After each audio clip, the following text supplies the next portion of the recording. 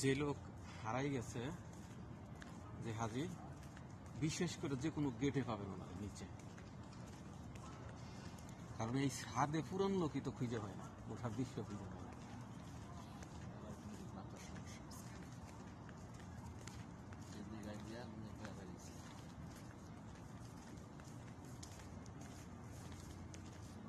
মানুষ যে কোনো একজন কথাবার্তা আর বাংলাদেশের লোকের প্রভাব